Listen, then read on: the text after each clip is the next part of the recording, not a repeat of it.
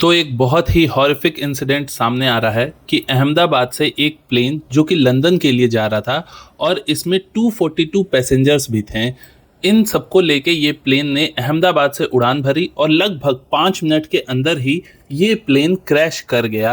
और इस प्लेन ने जहां क्रैश किया वो भी एक रेजिडेंशियल साइट थी, यानी कि 242 जो पैसेंजर्स थे, इसके अलावा जो लोग आसपास के एरिया में होंगे उन्हें भी बहुत बड़ा नुकसान हुआ होगा। इस प्लेन में बैठे हुए 242 लोगों में से 169 पैसेंजर्स इंडियन थे, 53 ब्रिटिश, 1 कैनेडियन और 7 लोग पुर्तगीज नेशनैलिटी के थे।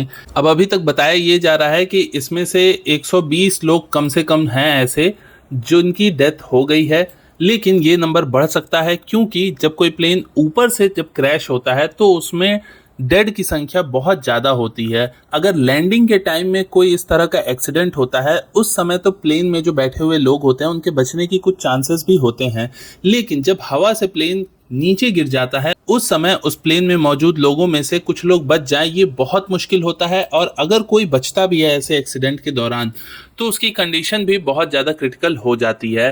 खैर ये तो आगे पता चलेगा कि इसमें जो एक्सीडेंट हुआ उसमें कितने लोग बच पाए हैं, क्योंकि ऐसे एक्सीडेंट में बच पाना काफ़ी मुश्किल होता है। इस 242 में से एक मेंबर ऐसे थे जो कि फॉर्मर गुजरात के चीफ मिनिस्टर विजय रूपानी जी थे और इनके भी डेड होने की न्यूज़ कंफर्म जल्दी आ ही जाएगी, पर अभी तक कंफर्म नहीं आई है। पर ये लगभग कंफर्म हो चुका है कि वो भी इस प्लेन में बैठे हुए थे, विजय रूपानी जी। अब ये प्लेन लंदन पहुंचने की बजाय क्रैश कैसे कर गया, इसके कई रीजन हो सकते हैं। हो सकता है मौसम में अचानक से कोई खराबी आ गई हो। हालांकि मौसम का बहुत ध्यान रखा जाता है क्योंकि इससे पहले मैं भी जब एक बार एयरपोर्ट पे था उस समय एक फ्लाइट को 1.5 घंटे डिले कर दिया गया था क्योंकि मौसम नहीं सही था।